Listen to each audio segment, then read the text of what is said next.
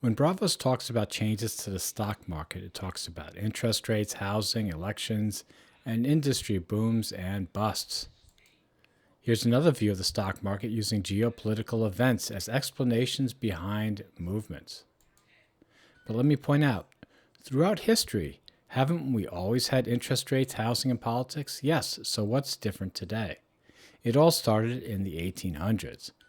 There are no countries with low energy and high wealth. All high wealth countries have plenty of energy. If energy explains 100% of our wealth, why doesn't it explain changes in the stock market? It does, but you have to look for it. This is what Bravos needs to begin thinking about.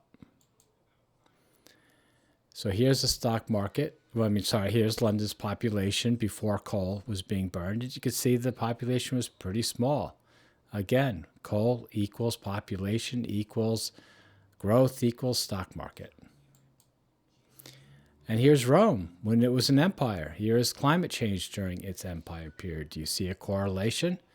So in a sense, climate change was the first sort of, excess energy available to mankind, where it was warm enough for him to build houses and work in them and read and write and think and all the rest of it.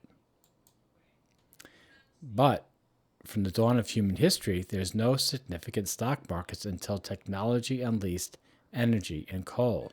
Then there was oil and gas. Coincidence? You tell me. As Steve Keen states, labor without energy is a corpse. Capital without energy is a sculpture. Data shows a 0.99 correlation between global energy consumption and global GDP over 60 years. I hope my other charts made that clear. This is where we are now. We need increasingly more energy to mine and burn fuels. Fracking is running out of sources to exploit. But let's go back to our history. Hubbert predicted we'd run out of oil in the U.S. beginning in the 1970s. Now you know why those years were so volatile. Fortunately, issues with Middle Eastern oil were resolved and they made up for lower U.S. production. Also, we exploited Alaska and the Gulf of Mexico. Then around 2010, but that started to wane out. That's part of the reason why we had the crash in 2008. Anyway, so then around 2010, the apology of fracking brought U.S. production back to previous levels, if not beyond. But Hubbert wasn't wrong. He just didn't factor in a technology that wasn't effective at the time, though he understood how it worked. Despite fracking, the number of cars we produce has not kept up with the growing population.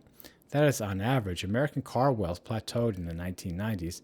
It hasn't changed much since, as a ratio to the population.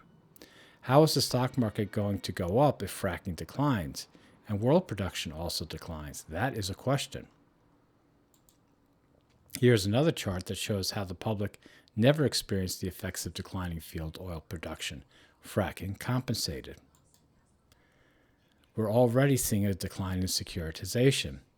That is a canary in the coal mine. That is more data Bravos needs to look into. Here's another canary. If real wealth was increasing, we'd see increase in energy growth. Industry runs on diesel. What has grown is debt, which creates wealth inequality. The underlying supply of energy is not increasing. Therefore, how far can the stock market go up without energy increases to back it up? Again, energy equals securitization, money, wealth, etc. 99% of human history was based on the economics of one person, one unit of energy. Without fossil fuels, we would be back to that. If you think differently, let me know. Keep in mind, all renewable energy machines are constructed using fossil fuels. And finally, let's look at the stock market from 1971 to 2024. In the beginning, and this can actually stretch back to 1800, why did it grow? Coal, oil, and gas. But recently, it's grown because of consolidation of ownership of the property built by coal, oil, and gas. And it's done through monetary means. I won't go into it, but you probably know what I would say. And many people who have these savings are like, well, I don't need energy to maintain my property, right? Well, we'll see. History suggests war, famine, and empire's disintegration. Now, in the past, they didn't have coal, oil, and gas, but they were still they still had the climate and basically how much energy they could use from the climate, the stability of that energy. So when the energy declined from the climate, bad things happened to those empires. So what will happen to ours? Will the stock market go up or down? If you look at this, you would say down.